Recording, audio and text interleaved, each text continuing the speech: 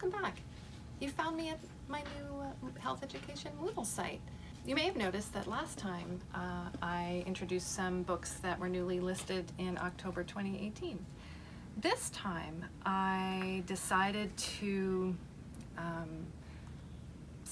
pay special attention to resources that would support mental health literacy, sexual health education, and healthy and safe relationships. So I'm going to get started. So here are some books that I really, really love, and I think that you'll love too. This is a wonderful series by Dr. Jillian Roberts. She's a Canadian psychologist, and these books are from Orca Publishing. What Happens When a Loved One Dies, Our First Talk About Death, is a beautiful book that in simplistic terms talks about many different belief systems around what happens when someone or something living dies. Another wonderful story, another wonderful read aloud is Why Do Families Change? Our First Talk About Separation and Divorce. And in early elementary and grades primary 1 and 2 classrooms, one of our curriculum outcomes focuses on being able to cope with changes that can happen to family life. Of course, asking for help is a superpower that we want all of our students to have, and that for most of us that we would like to have too. This is a wonderful little story geared for early elementary classrooms, probably grades primary 1 and 2, called Giraffe Asks for Help. It's a great resource that teachers can use to read aloud and have kids maybe talk about with partners or write about how they have asked for help, or what kinds of things they have needed to ask for help with in their lives. Perhaps one of my favorite resources that I found this year is called You Are Your Strong. And though I have listed this resource for elementary, I think it's a beautiful resource that can be read with upper elementary students in grades 4, 5, and 6, and also with students in grades 7 to 9. The magic in this book, beyond its gorgeous illustrations and inclusive characters within, is that this front of this book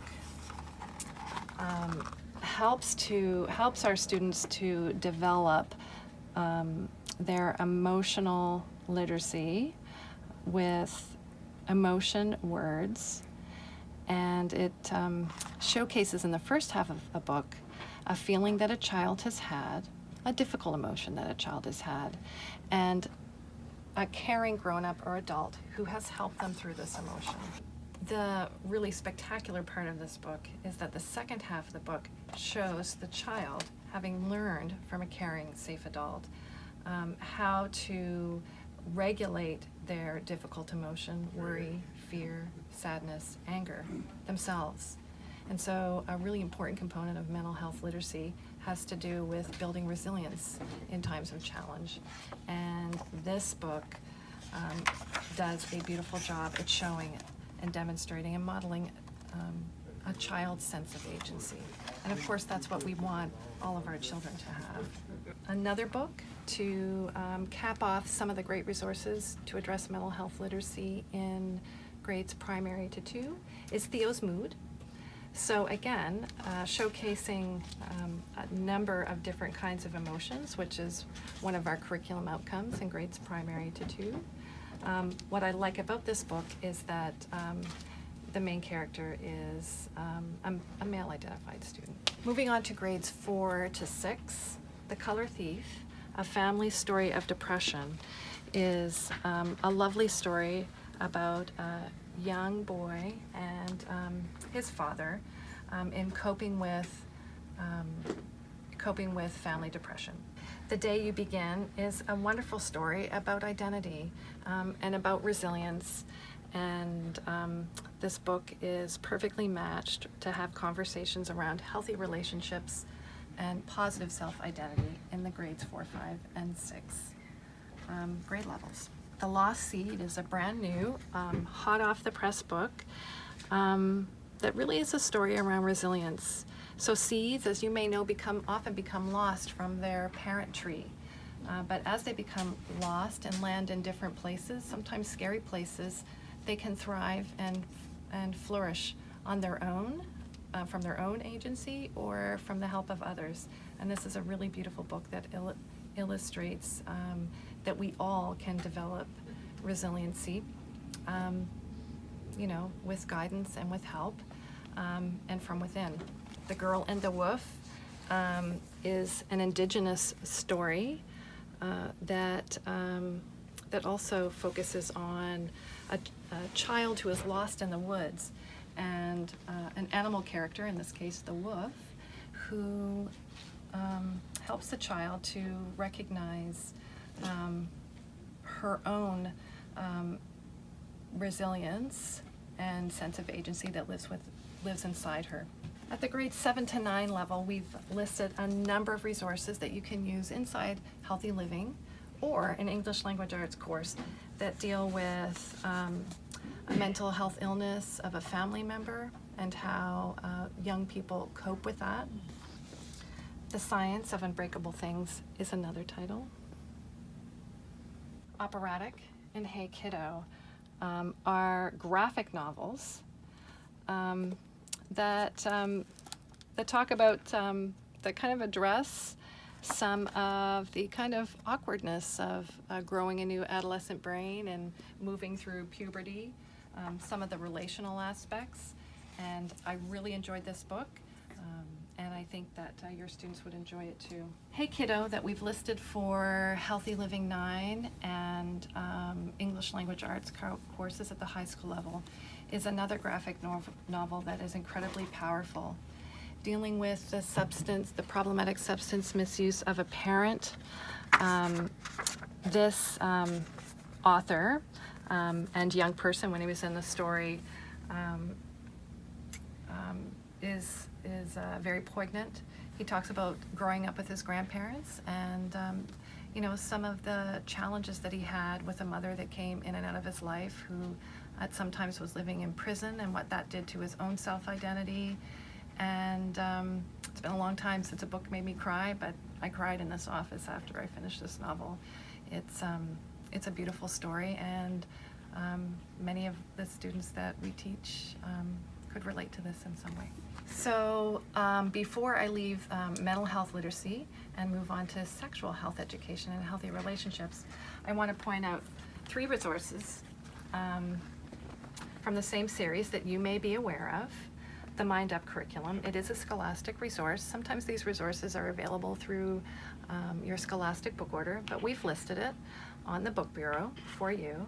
And the Mind Up curriculum does a really nice job at not only giving outlining relaxation techniques that you can use to regulate your emotions and cope with difficult emotions and difficult life circumstances, but for the teacher, it also gives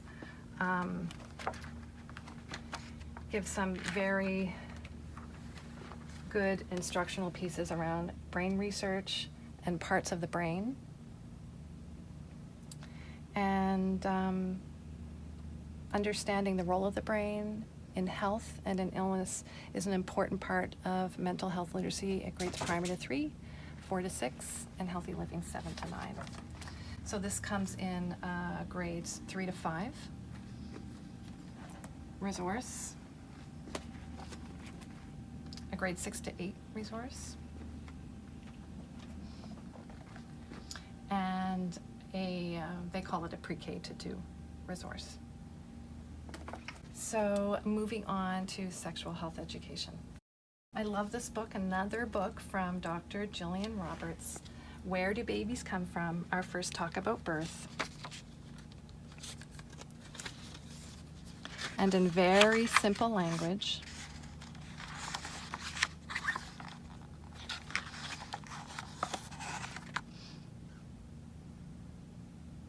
you can introduce the concept of reproduction.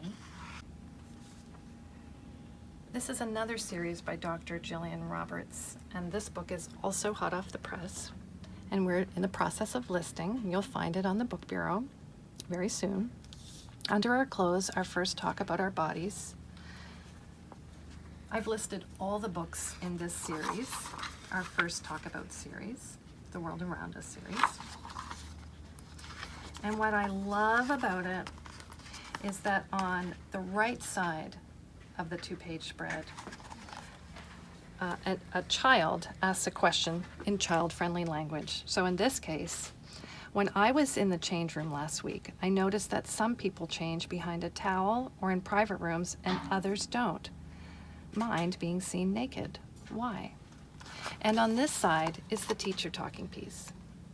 I think this book could easily be shared in one school, and I think it could easily be used in every grade as a teacher would like to use it, perhaps just one 2-page spread if there's an issue that has come up, or from cover to cover. Another book from the same series is called On the Internet, our first talk about online safety. So, like the other book, Under Our Clothes, it's done in the same style and asks really important questions in child-friendly terms with very clear, concise responses that the teacher can give. So moving into grades 4 to 9, in regards to sexual health education, I'm delighted I found some wonderful books that really should be in the hands of every teacher and in every classroom. These 2 books for grades 4, 5, and 6, and 7 and 8, I would say, address some of the physical and emotional changes that occur during puberty. So this one is really one of the best ones I could find at this time around, it's called Guy Stuff, the body book for boys. I wish it had more inclusive images on the inside. It doesn't, so we'll keep looking. But when we haven't found the book that we think really represents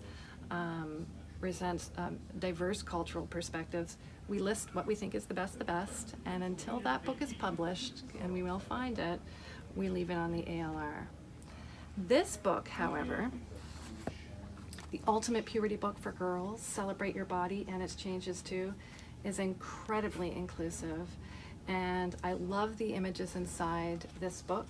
It's extremely body positive. It really talks about the physical, emotional, social, mental, and spiritual changes that can happen during the time of puberty for girls, and it comes highly rated, and I think this is one that teachers should leave on their shelf for students to look at during their independent reading time as well. And will also be a really good information when you are building lessons and inquiry-based learning opportunities to address the outcome related to puberty in Health Education 4 and 5. 2 recent books that have come out by the same author, Heather Corina, who authors and manages the website scarletine.com. Check that website out to get all sorts of great inclusive information for a wide range of ages on sexual and reproductive health. These books are really great. Both of these books make excellent teacher resources. Anything you would want to know about sexual health and reproductive health are inside this book for sure. And this one, as a student resource, is a graphic novel that includes 9 non-binary language and is really youth-friendly, very engaging. So this is worth a read if you're a teacher.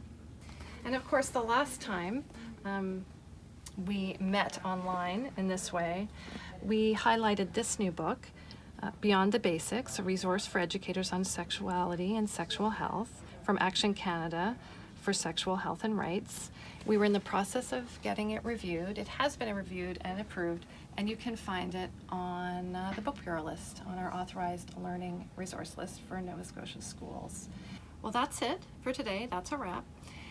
Thanks for coming by. If you have found this little video highlighting some of the latest and greatest resources that we found, to support learning and teaching in health education, then you've also found the health education Moodle. We're super excited about the development of this health education Moodle. We hope that it will be, that you will find it really useful in your practice of including health education in your suite of teaching responsibilities. So we're always looking to find ways to improve our Moodle experience for you. So if you have any feedback, please do reach out. You can find my email address in the description.